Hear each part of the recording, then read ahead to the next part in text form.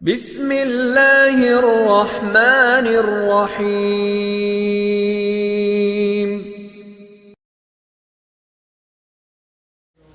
الحمد للہ وکفا والصلاة والسلام علی سیدنا المصطفى وعلى آلہ الطیبین الطاہرین الاولیاء وعلى آلہ واصحابہ واہل بیتہ ورفقاء، اما بعد فاعوذ باللہ السمیع العلیم من الشیطان الرجیم،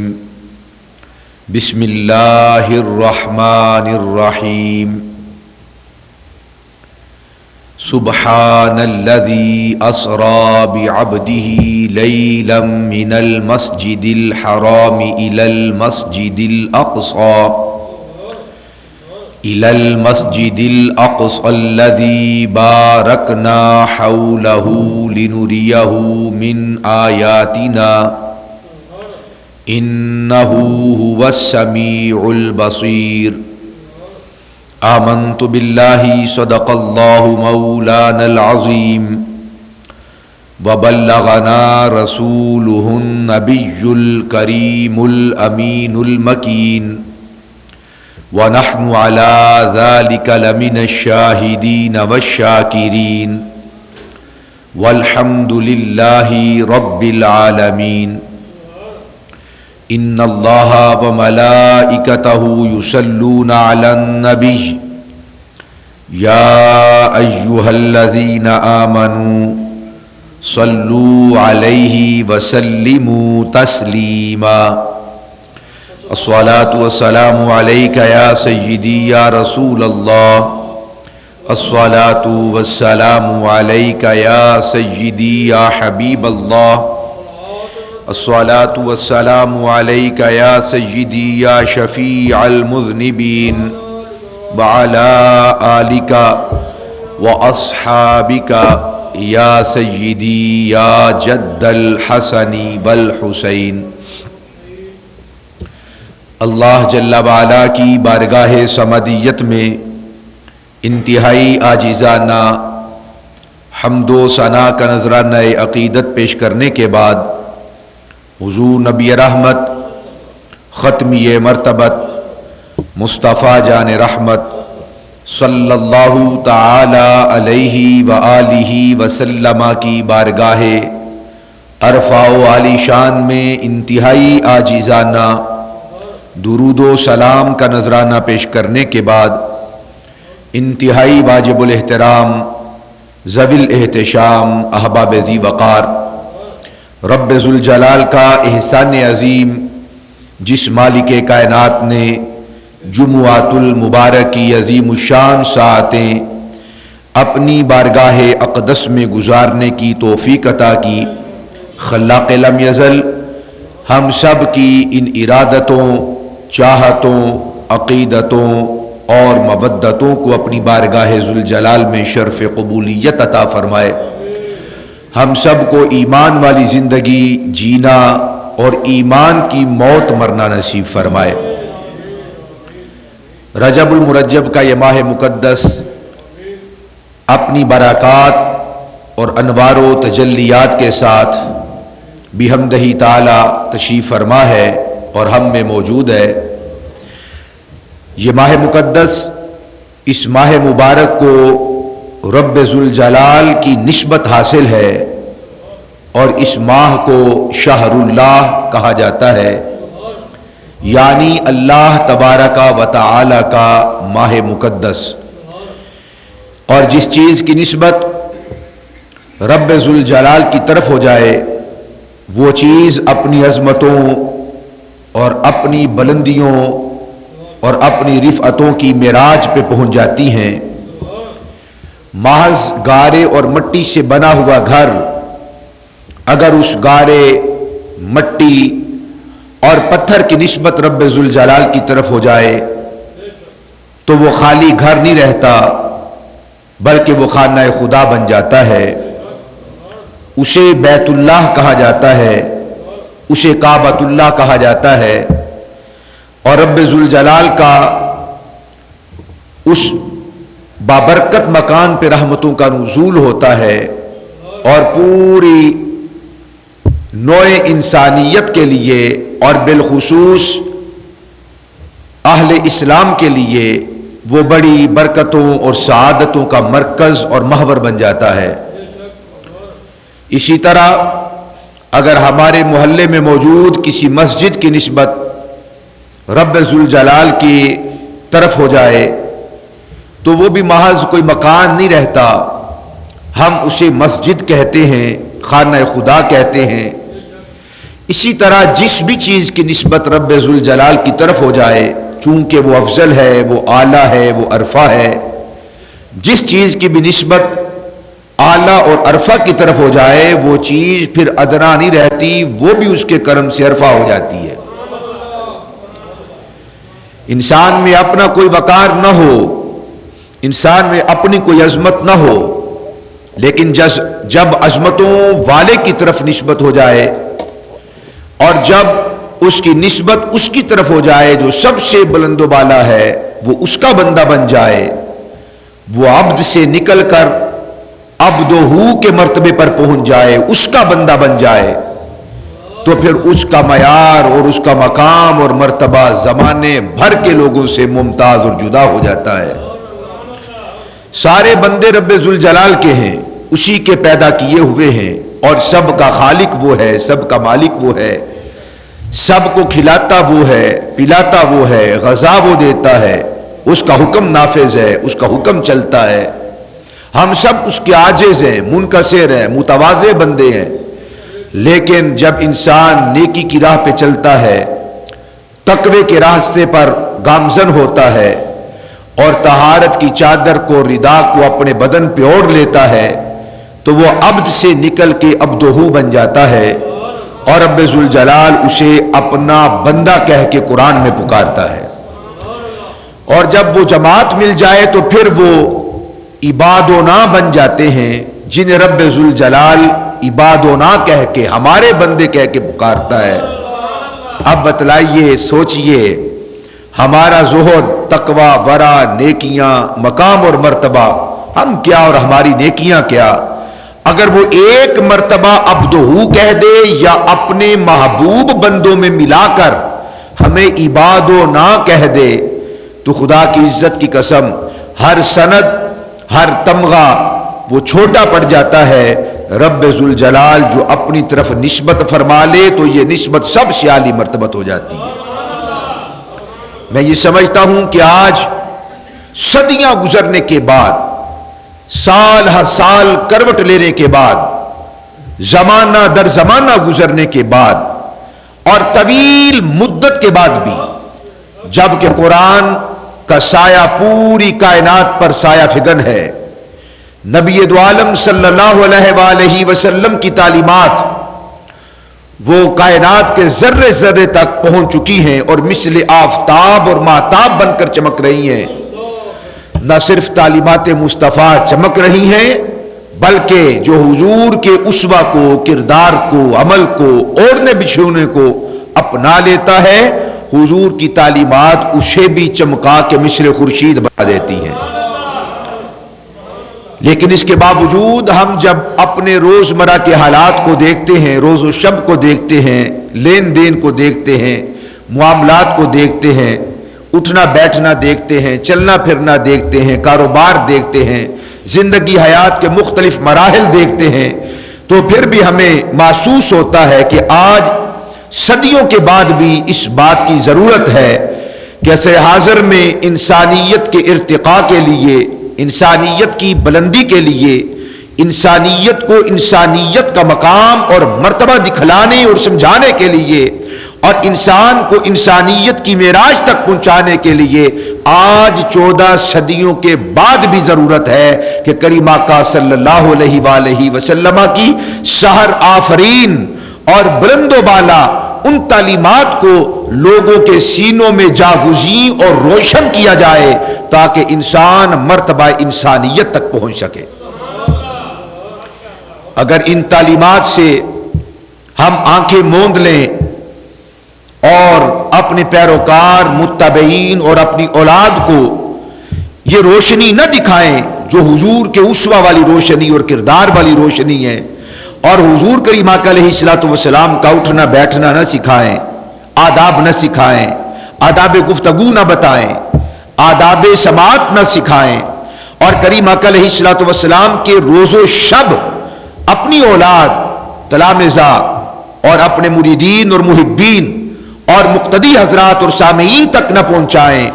تو جس قدر انسان بخل برتتا ہے اور جس قدر انسان کریم آقا علیہ الصلوۃ والسلام کی تعلیمات سے بے اعتنائی برتتا ہے اور غفلت، کاہلی اور سستی کا شکار ہوتا ہے، معاشرے میں ظلم اتنا ہی جنم لیتا ہے، معاشرے میں جہالت اتنی پھیلتی ہے، اور جس مقام پر اور جس خاندان اور جس قبیلے میں اور جس گھر اور جس مسجد کے اندر اپنی بات نہ کی جائے، حضور کی بات کی جائے، بندہ اپنا مرید نہ بنائے بلکہ حضور کے در تک اسے پہنچائے اور حضور کی دہلیز دکھائے اور مصطفیٰ کریم علیہ الصلوۃ والسلام کا غلام اور مصطفیٰ کا نوکر بنا دے، خدا کی قسم جہالتیں چھٹ جاتی ہیں، امن، آشتی، آسودگی، راحت اور عافیت اور سلامتی کا پیغام عام ہونے لگتا ہے۔ ضروری ہے کہ کریم آقا علیہ الصلوۃ والسلام کے روز و شب کو بیان کیا جائے۔ آج ارادہ تو یہ تھا کہ حضرت مولا کائنات علی المرتضیٰ کرم اللہ وجہہ الکریم کے کعبہ شریف میں ولادت باسعادت کا ذکر دل نشین کیا جائے، لیکن رات 2 گھنٹے کی تقریر کے بعد اگر اب پھر اسی مضمون کو چھیڑا جائے تو میں یہ سمجھتا ہوں کہ رات کے جو 2 گھنٹے کی بہترین قرآن و سنت کی روشنی میں گفتگو ہوئی تو یہ اس کے ساتھ زیادتی ہوگی، اس لیے میں نے اپنے موضوع کو تبدیل کیا اور کریم آقا علیہ الصلوۃ والسلام کے عظیم سفر کہ جس سفر کو نہ صرف کوئی راوی مخلوق خدا اور غلام مصطفیٰ بیان کرتا ہے بلکہ اس سفر عظیم کو خود رب ذوالجلال قرآن میں بیان فرماتا ہے، اس سفر کا ذکر کیا جائے اور اس کے متعلقات کو احادیث طیبات کی روشنی میں دیکھا جائے، اور پھر بالخصوص متفق علیہ حدیث یعنی جسے حضرت امام بخاری رحمت اللہ تعالی صحیح بخاری میں نقل کرے اور سیدنا حضرت امام مسلم اپنی صحیح مسلم کے اندر نقل کریں، ایسی روایت کو کہتے ہیں متفق علیہ، یعنی جس پر امام بخاری اور امام مسلم اپنی شرائط، قواعد اور ضوابط کی بنا پر جس حدیث کے ایک ایک لفظ پر متفق ہو جائے، دنیا کائنات میں پھر اس حدیث کو کوئی چیلنج کرنے والا نہیں ہوتا، اس کو کہتے ہیں متفق علیہ۔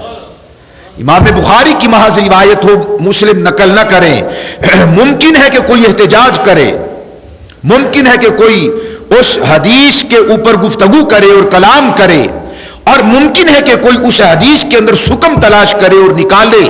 اور ممکن ہے کہ اس حدیث کے اندر کوئی چیلنج کرے یا امام مسلم نقل کرے، تو یہ بھی ممکن ہے کہ امام مسلم نقل کرے اور امام بخاری نقل نہ کریں، ممکن ہے کہ کوئی اپنے علم کی بنیاد پر اس حدیث کے سامنے اور اس کے معانی اور اس کے اسرار یا اس کی سند یا اس کے متن کے اعتبار سے وہ کھڑا ہو جائے، لیکن جس روایت کو امام بخاری اور سیدنا حضرت امام مسلم دونوں بزرگ نقل کریں، ایسی روایت کو متفق علیہ کہتے ہیں، یعنی امام بخاری کا اتفاق، امام مسلم کا اتفاق۔ جب دونوں محدثین کا اتفاق ہو جائے پھر زمانہ کائنات میں آج تک ایسی روایت کو کوئی چیلنج نہیں کر سکتا، وہ مضبوط روایت سمجھی جاتی ہے۔ چند روایات ہیں، وہ چند روایات ہیں جو متفق علیہ ہیں، یعنی امام بخاری نے بھی نقل کیا اور اسے امام مسلم نے بھی نقل کیا، وہ چند ایک روایات ہیں، اور ان میں سے آج ایک روایت میں نے آپ احباب کے سامنے رکھنی، جسے پڑھا لکھا، دانا اور حکیم اور مزاج احادیث کا رکھنے والا اور مصطفیٰ جان رحمت صلی اللہ علیہ وآلہ وسلم کی نسبت رکھنے والا وہ اسے چیلنج نہیں کر سکتا، اس کے مضامین اتنے صاف ستھرے اور نکھرے اور اس پر ایمان اور عقیدہ رکھنے والے ہیں کہ اگر نہ رکھا جائے تو ممکن ہے کہ انسان کا ایمان، مسلمان کا ایمان ڈاماڈول ہو جائے اور بعض صورتوں میں وہ اپنے ایمان سے ہاتھ دھو بیٹھے۔ سفر معراج اور معراج مصطفیٰ صلی اللہ علیہ وآلہ وسلم، جسے ہمارے بر صغیر کے اندر معراج النبی صلی اللہ علیہ وآلہ وسلم یا شب معراج کے ساتھ موسوم کیا جاتا ہے، عرب والے اسے لیلۃ الاسراء یا لیلۃ الاسراء کہتے ہیں۔ معراج کی رات اور اسراء کی رات، معراج کی شب، یہ وہ عظیم شب ہے کہ جب اللہ سبحانہ و تعالی نے اپنے محبوب صلی اللہ علیہ وآلہ وسلم کو وہ نعمت عطا فرمائی جو اولین و آخرین کو نہ عطا فرمائی نہ صبح قیامت تک عطا فرمائے گا۔ ہاں، جب صاحبان ایمان رب ذوالجلال کے فضل، اس کی عطا اور اس کے کرم سے جنت میں جائیں گے تو پھر رب ذوالجلال وہ حجابات اٹھائے گا اور اس بے صورت کو ہم دیکھ سکیں گے اور اس بے صورت کا دیدار کرنا ممکن ہو سکے گا۔ اس سے پہلے کسی کو ممکن نہیں ہے۔ یہ حضور کریم علیہ الصلوۃ والسلام کو یہ حصہ ملا، اور بعض صوفیاء اور علماء نے یہاں تک یہ بات کہی کہ آخرت میں بھی مصطفیٰ جان رحمت صلی اللہ علیہ وآلہ وسلم کو اگر دنیا کے اندر اور آخرت میں رب ذوالجلال اپنا دیدار نہ کرواتا تو آخرت میں یعنی جنت میں جانے کے بعد بھی کسی مسلمان صاحب ایمان اہل جنت میں سے کسی کو رب ذوالجلال اپنا دیدار نہ کرواتا، وہ وہاں پر دیدار کروائے گا تو یہ بھی صدقہ مصطفیٰ کروائے گا۔ اس کے 3 مراحل ہیں۔ ایک ہے مکہ شریف سے لے کر، بیت اللہ شریف سے لے کر، بیت الحرام شریف سے لے کر مسجد اقصی تک، یہ ایک سفر ہے۔ پھر اس کا دوسرا مرحلہ ہے، وہ ہے مسجد اقصی سے سماوات، آسمانوں تک، اور آسمانوں سے اوپر سدرۃ المنتہا تک، یہ دوسرا مرحلہ ہے۔ اور تیسرا مرحلہ سدرۃ المنتہا سے آگے قاب قوسین کی وادیاں، دنا فتدلا کا جھرمٹ او ادنا کا مقام، کہ جہاں تک آج تک اور صبح قیامت تک کسی کا تخیل، کسی کا تفکر، کسی کا غور اور کسی انسان کا علم اور معلومات اس مقام تک نہیں پہنچ سکتی، سدرہ تک سمجھ میں آتی ہے، سدرہ سے آگے کا سفر وہ انسان کی عقل میں آتا ہی نہیں ہے۔ اور جو بیت الحرام سے، بیت اللہ شریف سے لے کر مسجد اقصی تک، جسے قرآن مجید نے اسراء کہا،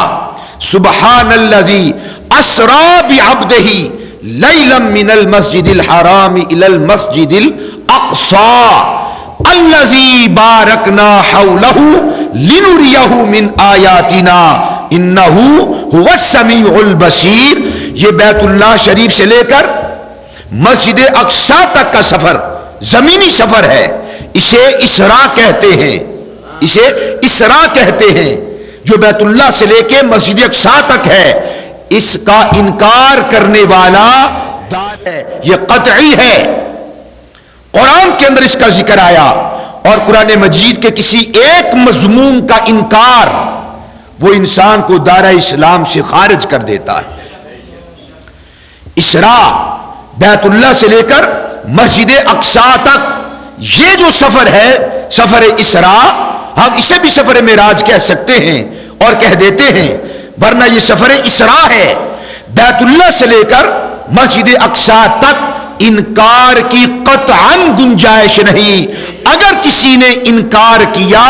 وہ آدمی دارہ اسلام سے خارج ہو گیا، وہ مسلمان نہیں رہے گا، وہ کافر ہے، کیونکہ یہ ذکر اور یہ مضمون اللہ سبحانہ و تعالی نے خود بیان فرمایا ہے۔ پھر دوسرا مرحلہ ہے مسجد اقصی سے لے کر سدرۃ المنتہا تک، آسمانوں سے اوپر سدرۃ المنتہا، جنت کو ملاحظہ فرمانا، جہنم کو ملاحظہ فرمانا، اس کے جزا، صلہ اور بدلہ، اس کی نعمت اور اس کے کرم، فضل و احسان اور الطاف و عنایات اور اس کی رحمتوں اور اس کی برکات، انوار و تجلیات کو جنت میں ملاحظہ فرمانا، اور جہنم میں اس کا غضب، اس کا جلال، اس کی ناراضگی، اس کی پکڑ اور عذاب الہی اور اس کی ناراضگی اور غیظ و غضب کو ملاحظہ کرنا اور سدرۃ المنتہا تک جانا، ان ساری باتوں کا ذکر احادیث مرفوعہ کے اندر موجود ہے۔ جو اس حصے کا انکار کرے یا کسی ایک جز کا انکار کرے وہ کافر تو نہیں، مگر وہ گمراہ ہے، وہ ضال اور مضل ہے، گمراہ ہے وہ شخص، یعنی اس کے کلمہ کا کوئی اعتبار نہیں، اس کی نمازوں کا کوئی اعتبار نہیں، وہ کہلائے گا مسلمان، چلتا پھرتا ہوگا، نظر آئے گا مسلمان۔ اگر کسی نے انکار کیا مسجد اقصی سے لے کر سدرۃ المنتہا تک سارے سفر کا، یا اس کی وہ جزئیات کہ جو احادیث مرفوعہ کے اندر آئی، تو وہ بندہ کافر نہیں ہوگا، ہاں وہ بندہ گمراہ ہے، وہ بندہ گمراہ ہے، ضال ہے۔ اس کی نماز، روزہ، حج، زکوٰۃ، صوم و صلات، اس کے عطیات، صدقات، خیرات، اس کے معمولات، اس کے اعمال کسی ایک کا اعتبار نہیں ہوگا۔ اگر اس نے مسجد اقصی سے لے کر سدرۃ المنتہا تک وہ مقام اور وہ جزئیات کہ جو احادیث مرفوعہ کے اندر آئے ان کا انکار کیا تو اس بندے کا کوئی اعتبار نہیں ہے۔ پھر تیسرا مرحلہ ہے، وہ بھی معراج ہے، اور وہ ہے سدرۃ المنتہا سے آگے، سدرۃ المنتہا سے آگے، وہ کعبہ قوسین، وہ دنا فتدلی، وہ او ادنا کی تجلیاں اور مرکز اور وہ قرب، اس کا انکار کرنے والا کافر بھی نہیں، ضال مضل، گمراہ اور گمراہ کن بھی نہیں، مگر ایسا بندہ جو سدرۃ المنتہا کے آگے کا انکار کرے، وہ حق سے ہٹا ہوا، ثواب، عود کے ساتھ ایک ثواب ہوتا ہے، ثواب کا معنی ہوتا ہے اجر، جو سے ہے نا، سے کے ساتھ ثواب کا معنی ہے اجر، ثواب، بدلہ، صلہ، اور ایک ہے سواد کے ساتھ ثواب، اس کا معنی ہے درست، صحیح، حق راستہ۔ تو جو سدرۃ المنتہا کے آگے کسی چیز کا انکار کرے وہ کافر نہیں، وہ ضال اور مضل نہیں، وہ گمراہ نہیں، ہاں آگے کا کوئی انکار کرے تو وہ مخطی ہے، خطا کار ہے، گناہ گار ہے، حق سے ہٹا ہوا ہے، آگے بھی انکار کی گنجائش نہیں، چونکہ آگے کا جو سفر ہے اس میں تمثیلات اور تعویلات ہیں، اس میں بے شمار تعویلات ہیں کہ اس سے کیا مراد ہے، اس سے کیا مراد ہے، اس سے کیا مراد ہے، اس میں تعویلات ہیں۔ آگے کا اگر کوئی انکار کرے تو وہ مخطی۔ یہ تین مرحلے ہیں کریم آقا علیہ الصلوۃ والسلام کے، اور بعض احباب مطلقاً کہہ دیتے ہیں کہ جس نے سفر معراج کا انکار کیا، کسی ایک جز کا انکار کیا تو وہ کافر ہے، ایسا نہیں۔ یہ تینوں مرحلے بالتحقیق بحمدہ تعالی میں نے آپ احباب کے گوش گزار فرما دیے۔ اب میری تقریر میں ایک عیب ہے، میں وہ خود اس کا اظہار کرتا ہوں، آج کرتا ہوں، پہلے بھی کرتا ہوں، آج کھل کے کرتا ہوں۔ میری تقریر اوکھی ہوتی ہے، نہ فرمائے سبحان اللہ، جی میری تقریر اوکھی ہوتی ہے۔ وجہ یہ ہے کہ نہ میں قرآن سے ہٹتا ہوں نہ مصطفیٰ کے فرمان سے ہٹتا ہوں۔ میرے پاس افسانے نہیں ہیں، کہانیاں نہیں ہیں، میرے پاس حکایات نہیں ہیں، میرے پاس وہ چیز نہیں کہ جس پر قوم لگی ہوئی ہے۔ میں نہ نشہ کرتا ہوں حکایات کا، نہ نشے پہ لگاتا ہوں۔ ہم تو شراب طہور کے ماننے والے ہیں، شراب طہور کے چاہنے والے ہیں، اور شراب طہور کے سوداگر ہیں۔ شراب طہور خریدتے بھی ہیں اور بیچتے بھی ہیں۔ حاصل بھی کرتے ہیں بحمدہ تعالی، بانٹتے بھی ہیں۔ اس وجہ سے شراب طہور تک پہنچنا، پاک شراب طہور، وہاں تک پہنچنا، عقلوں کی رسائی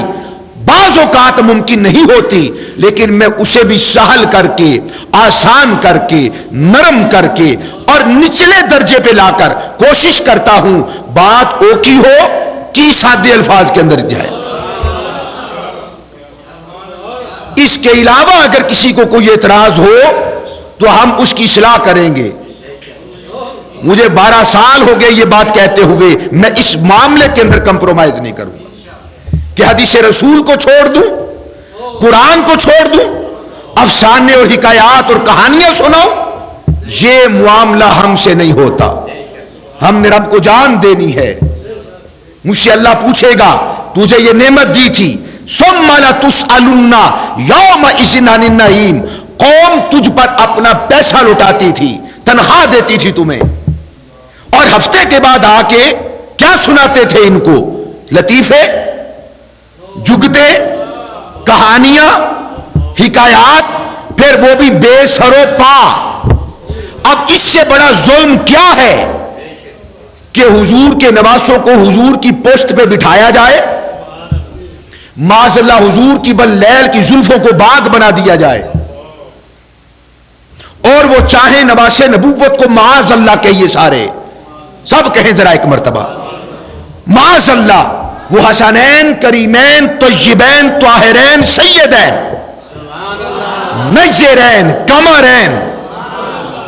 وہ مصطفیٰ جان رحمت صلی اللہ علیہ وسلم کے نواسے حضور کی پشت پہ بیٹھے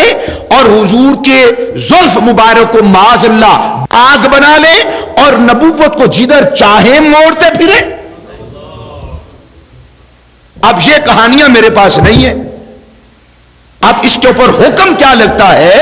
یہ جو احباب بیان کرتے ہیں یہ تو علماء جانے اور مفتیان جانے، ہم کوئی مفتی تو نہیں ہے، نہ کوئی علم کا ہمیں نشہ چڑھا ہوا ہے، نہ کوئی بدہضمی ہے، لیکن قابل اصلاح بات ہے، اس کو سمجھیے۔ کہاں مقام نبوت؟ مقام نبوت دیکھیے، آپ نے حضور کی باللیل کی زلفوں کو باغ بنا دیا، سٹیئرنگ بنا دیا آپ نے، اور وہ نبوت کو جدھر چاہے موڑ لے۔ اللہ اکبر، العیاذ باللہ تعالی۔ حضور کا مقام سمجھیے، شہزادوں کی عزت و تکریم اور مقام اور مرتبہ کو بیان کرتے ہوئے مت بھولیے، انہیں جو عزت ملی ہے وہ مصطفیٰ کے قدموں کا صدقہ ملی ہے۔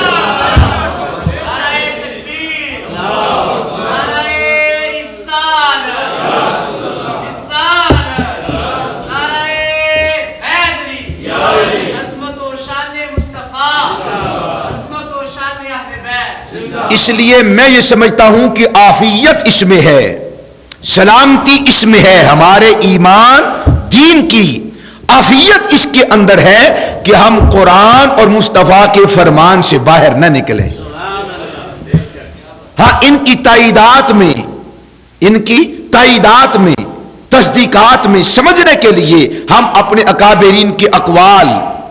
سلف کی حکایات اور واقعات کو بیان کرتے ہیں تاکہ قرآن و سنت سمجھنے میں آسانی ہو۔ محض اسی پر جم جانا یہ ہمیں نہیں آتا۔ 10 سال جو زانو تلمس اختیار کیے اور راتیں جاگی اور اپنا خون جلایا، گوشت پوش سڑوایا، ہڈیاں نکل آئیں، ایسا تھا، کوئی بھولا ہوا تو نہیں ہوں میں؟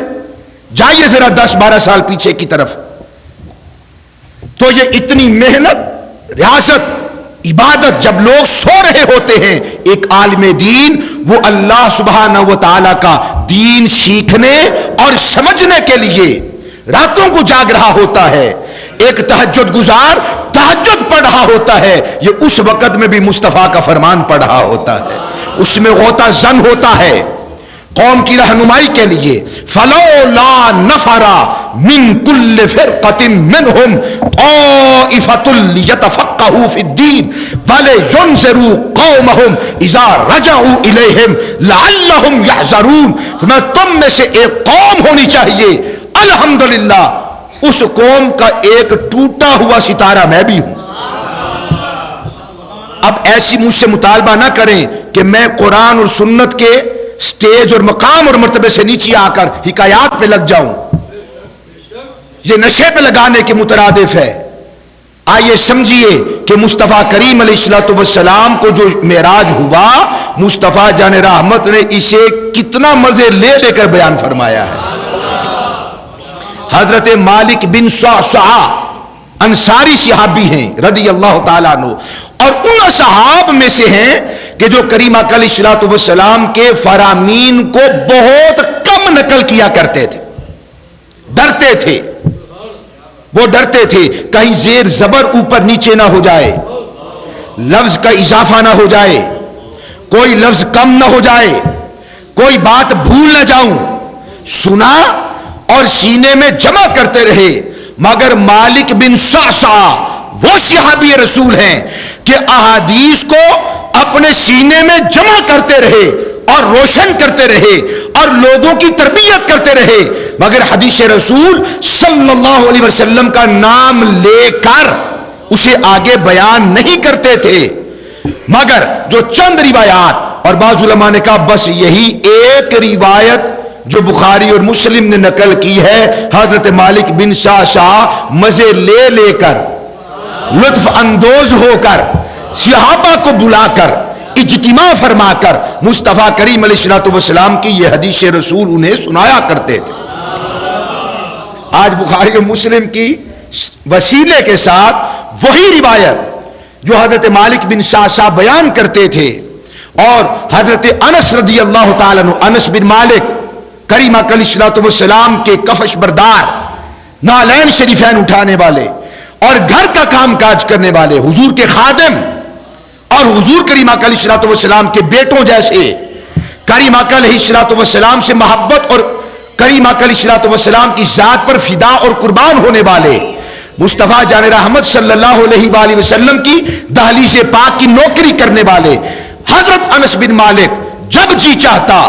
ہم تو سال کے بعد اگر معراج النبی کا ذکر کریں تو بعض طبیعتوں پہ گرانی ہوتی ہے. حضرت انس بن مالک ایک سال میں بار بار مالک بن صعصعہ کے پاس جاتے، کہتے مجھے حضور کا سفر معراج سناؤ. پھر وہ کیا کہتے اور کیسے سناتے،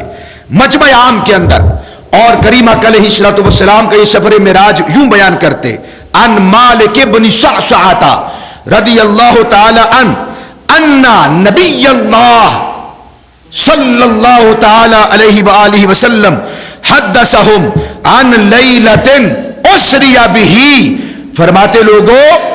کریم آقا علیہ الصلوۃ والسلام نے تنہائی میں یا ایک آدھ فرد کو نہیں، اپنے غلاموں کو جمع کیا.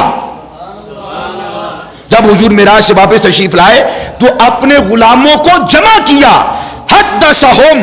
عن لیلۃ اسری بہ، فرمایا لوگوں کو جمع کر کے، غلاموں کو جمع کر کے فرمایا اے میرے صحابہ، آج میں اس دنیا سے نکل کے کسی اور دنیا میں تشریف لے گئے.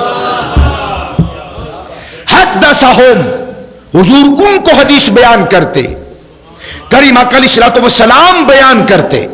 اور انہیں سناتے اور انہیں بتاتے. تو معراج کا ذکر کرنا یہ اللہ کی بھی سنت ہے اور مصطفیٰ کی بھی سنت ہے. اللہ پاک قرآن میں بیان فرماتا ہے اور حضور کریم آقا علیہ الصلوۃ والسلام احادیث طیبات میں بیان کرتے ہیں اور فرماتے ہیں ان نبی اللہ حدثہم عن لیلۃ اسری بہ. فرمایا حضور اپنے غلاموں کو حدیث معراج کی بیان کرتے. تو حدیث پاک کی اصطلاح میں یہ حدیث مرفوع کہلائے گی، یعنی صحابی اپنے نبی کریم آقا علیہ الصلوۃ والسلام مصطفیٰ جان رحمت سے خود روایت کر رہے ہیں کہ حضور نے اس کو بیان کیا. اور پھر کریم آقا علیہ الصلوۃ والسلام جب بیان فرماتے تو ایسے نہیں بیان کر دیتے، مکمل اہتمام ہوتا. اہتمام ہر دور میں ہر شخص اپنی طبیعت اور اپنے مزاج کے مطابق کرتا ہے، ہر شخص اپنے مزاج کے مطابق اہتمام کرتا ہے. اہتمام کی بہت ساری اقسام ہیں، اس میں سے ایک قسم یہ ہے کہ غلام آ جائیں، ان کو بلا لیا جائے اور انہیں کہا جائے بھائی میری بات غور سے سنو، یہ اہتمام ہے، غور سے سنو، یہ اہتمام کا لفظ ہے، خبردار کان کھول کر سنو، ادھر متوجہ ہو جاؤ، دائیں بائیں نہ جاؤ، یہ سب کیا ہے؟ یہ اہتمامات ہیں، اس کی عظمت مقام اور مرتبہ کے۔ اب جو بات کرنے لگا ہوں یہ بات معمولی نہیں، کان کھول لو، فرش دل کو بچھا لو، کلیاں گرنے والی ہیں انہیں سمیٹتے چلے جانا، ایک بھی کلی کو ضائع نہ ہونے دینا۔ اور ایک اہتمام کا انداز یہ ہے کہ لوگوں کو تجسس میں ڈال دیا جائے، تجسس میں ڈال دیا جائے۔ خطیب جب بات کرتا ہے خاموش ہو کر ایک دوسرے کو دیکھتا ہے، مقتدیوں کو، سامعین کو دیکھتا ہے، یہ اہتمام ہے۔ یہ کیا ہے؟ اہتمام ہے۔ کریم آقا علیہ الصلوۃ والسلام اپنے غلاموں کی طرف متوجہ ہوئے اور فرمایا کہ اے میرے صحابہ کوئی آنے والا میرے پاس آیا۔ اب یہ نہیں بتایا کون آیا، اب تجسس بڑھے گا، اس کو کہتے ہیں مسند الیہ کو حذف کرنا، مبتدا کو حذف کرنا، فاعل کو حذف کرنا۔ جس کی بات ہو رہی ہے آنے والا آیا، کون آیا؟ آیا یہ تو پتا چل گیا، آنے کا تو پتا چل گیا کہ کھایا نہیں گیا، آیا گیا ہے، کوئی آیا ہے، کون آیا یہ نہیں بیان کیا، یہ حضور نے اہتمام فرمائی اس حدیث کے اندر۔ کریم آقا علیہ السلام نے فرمایا بینما انا فی الحتیم مدتجعا اس اتانی آتن، فرمایا میں حتیم کعبہ میں لیٹا ہوا تھا، مدتجعا لیٹا ہوا تھا، اور روایات کے اندر ہے کہ آدھا سویا ہوا تھا آدھا جاگ رہا تھا۔ اب کوئی لوگ اس بات کو بیان جی یہ تو خواب کے اندر معاملہ ہوا، اس کو سمجھ لیں کام آئے گی یہ بات۔ پھر میں آدھا سویا ہوا تھا آدھا جاگ رہا تھا۔ اللہ کے بندے، اللہ کا نبی مکمل سو جائے یہ تو آدھا سویا تھا اور آدھا جاگ رہا تھا، بین الیقظۃ والمنام، کہ آدھا جاگ رہا تھا آدھا سو رہا تھا، درمیانی کیفیت ہے۔ اگر اللہ کا نبی مکمل سو جائے، نہیں سمجھے، مکمل سو جائے، خدا کی عزت کی قسم وہ پھر بھی مکمل بیدار ہوتا ہے، وہ مکمل سو جائے پھر بھی مکمل بیدار ہوتا ہے۔ یہ نہیں کہ مکمل سو جائے تو معاذ اللہ وہ مکمل ہی سو جاتا ہے اور معاذ اللہ اسے خبر نہیں ہوتی، نہیں ایسا نہیں ہے، وہ بیدار ہو تو وہ ہوتا ہی بیدار ہے۔ کریم آقا علیہ السلام نے فرمایا کہ میری آنکھیں سوتی ہیں، میرا دل جاگتا رہتا ہے، غلطی کیا ہے، خطا کیا ہے، ثواب کیا ہے، اجر کیا ہے، گناہ کیا ہے، کون کر رہا ہے، کیا کر رہا ہے، کہاں کر رہا ہے، کیا ہو رہا ہے، کون آ رہا ہے، کون جا رہا ہے۔ یہ تو سفر معراج فرمایا کہ بین الیقظۃ والمنام، آدھا جاگ رہا تھا آدھا سو رہا تھا، اور حقیقت یہ ہے کہ حضور مکمل بھی آرام فرما ہوں، مکمل سو جائیں، حضور مکمل بیدار ہوتے ہیں۔ بولیے تو صحیح۔ اسی وجہ سے ہم سو جائیں تو ہماری بات کا کوئی اثر بھی نہیں اور ہماری بات کی کوئی قدر و قیمت اور ویلیو نہیں۔ اللہ کا نبی سو جائے، وحی اترنے لگے، جیسے جاگتے ہوئے وحی آئے تو وہ وحی ہے، رب کا کلام ہے، رب کی بات ہے، وہ آرام فرما ہو، سویا ہوا ہو، قرآن نازل ہو رہا ہو، وحی آ رہی ہو، بیدار ہو کر کہے اے میرے غلاموں سنو، ابھی ابھی اللہ پاک نے میرے اوپر سورت نازل کی ہے، انا اعطیناک الکوثر فصل لربک وانحر ان شانئک ھو الابتر۔ اور اس کے علاوہ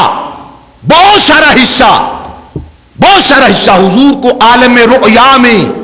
عالم منام میں، یعنی خواب کے اندر قرآن نازل ہوا. بولو وہ بھی قرآن ہے کہ نہیں؟ ہے، شک کی گنجائش نہیں ہے. اس حصے کے اندر جو عالم رؤیا کے اندر نازل ہوا، پتا چلا کہ مصطفیٰ کا سونا بھی مصطفیٰ کا جاگنا ہے. فرمایا کہ لوگوں سنو، بینما انا فی الحتیم مدتجعا اذ اتانی آتن، میں حتیم کعبہ میں سو رہا تھا، آنے والا آیا.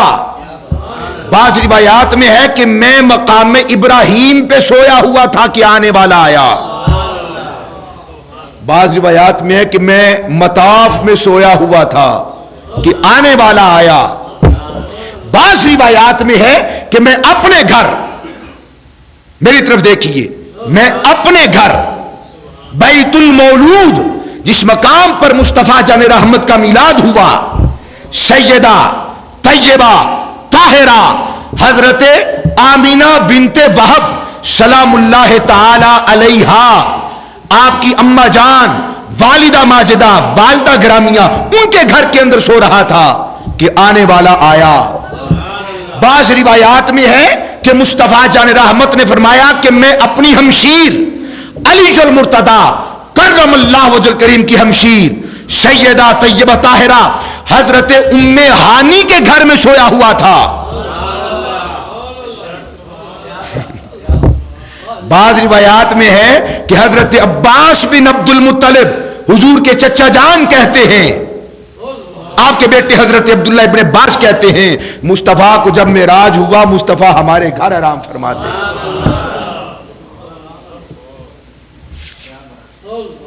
اب یہاں پر پریشان ہے سنیوں کے علاوہ پورا جہان. حضرت عباس فرماتے ہیں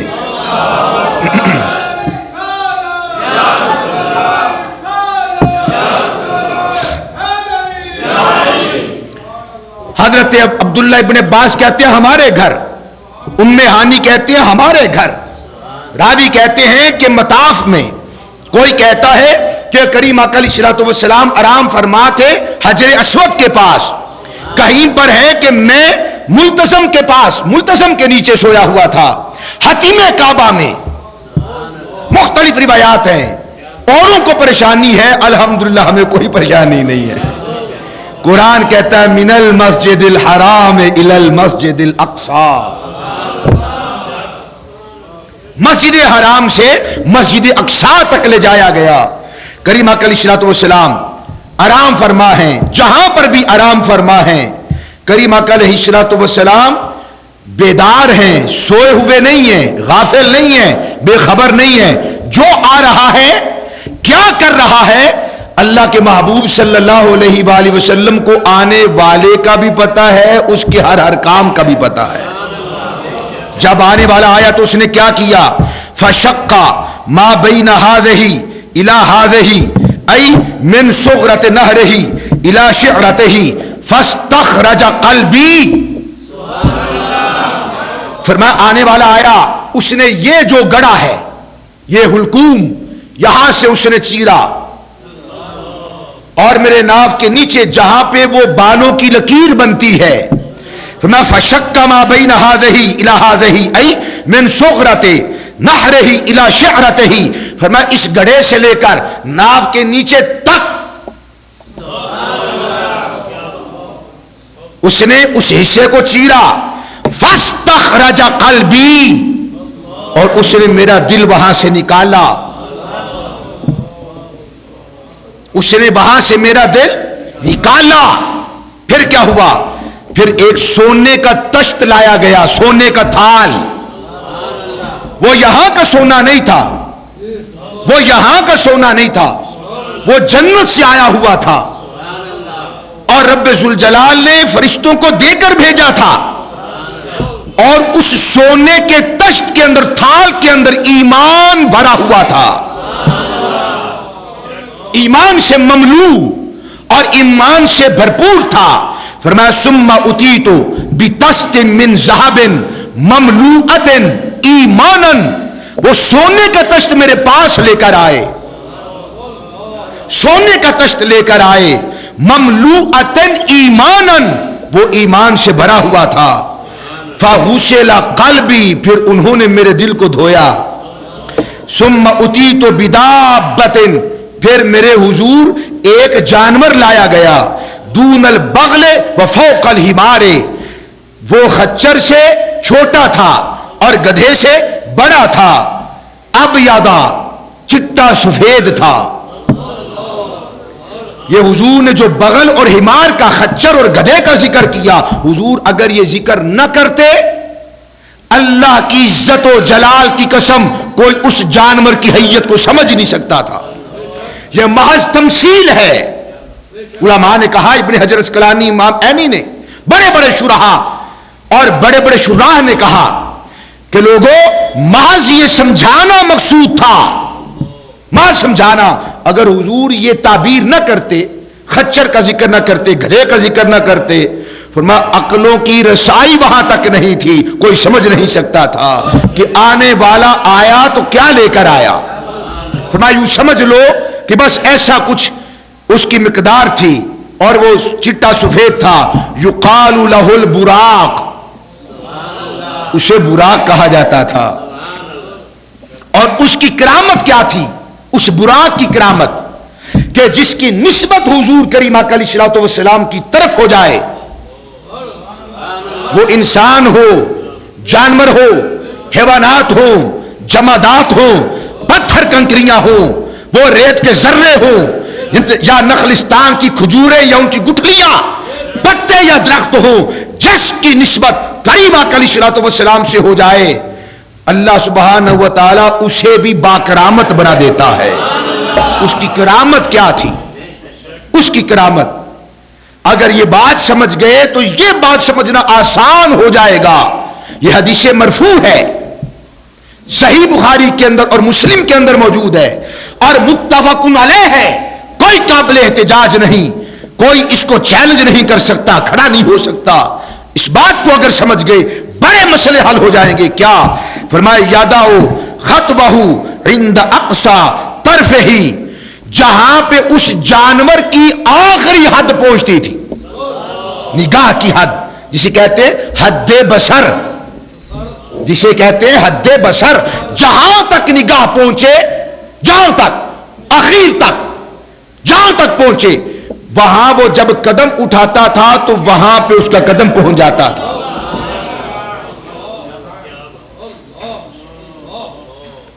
کوئی چیز رکاوٹ نہ ہو، آپ باہر چلے جائیں، آسمان کو دیکھنا چاہیں، آپ کو دنیا کا آسمان نظر نہیں آئے گا۔ یہ آپ کی اور میری حد بصر ہے، ہماری بصارت کی انتہا ہے، ہماری نگاہ کا اختتام ہے۔ یہ ایک آپ اور میں جو کرامت سے خالی ہیں، ان کی نگاہ کا یہ عالم ہے، اس کی حد بصر کا کیا عالم ہوگا۔ فرمایا جہاں پہ اس کی نگاہ ختم ہوتی تھی، وہ قدم اٹھاتا تھا تو اس میں اسے مشقت نہیں کرنی پڑتی تھی، بس وہ قدم اٹھاتا تھا، وہاں پہ پہنچ جاتا تھا۔ اگر کریم علیہ الصلوۃ والسلام سے نسبت ہو ایک جانور کی،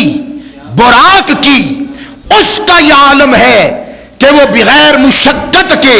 اور بغیر کسی تکلیف کے قدم اٹھائے، حد نگاہ تک، حد بصارت، حد بصر تک، اختتام نگاہ تک اس کا قدم پہنچ جائے۔ خود مصطفیٰ کا کیا عالم ہوگا؟ محبت کے سوا یہ بات سمجھ میں نہیں آ سکتی۔ جس نے کوئی گز رکھا ہے، کوئی فیتا رکھا ہے، کوئی آلہ رکھا ہے، کوئی ترازو، نہیں آ سکتی اسے سمجھ کہ دین عقل والوں کے لیے ضرور ہے، عقل والوں کے لیے ضرور ہے، مگر اس کا ایک کوٹا ادب کا بھی ہے اور عشق کا بھی ہے، اور ادب اور عشق وہ عقل کے ترازو پر نہیں تولے جا سکتے، بلکہ میں یہ سمجھتا ہوں کونین کا اگر ترازو، کونین کو اگر ترازو بنا دیا جائے، زمین و آسمان دونوں جہان اگر ترازو بن جائیں، عشق ایک ایسی چیز ہے وہ کونین کے ترازو میں بھی نہیں سما سکتا۔ بس میں بات ختم کر رہا ہوں۔ فحملت علیہ،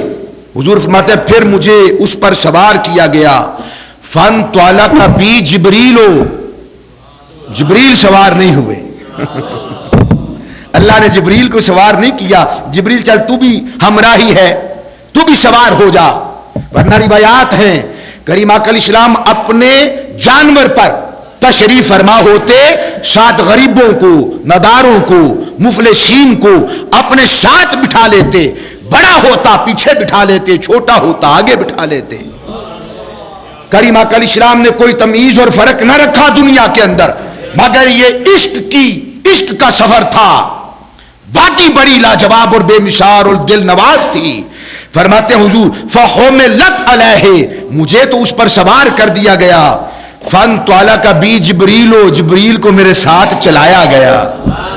جبریل سوار نہ ہونا، حتی اتی السماء الدنیا، یہاں تک کہ ہم آسمان دنیا پہ پہنچ گئے۔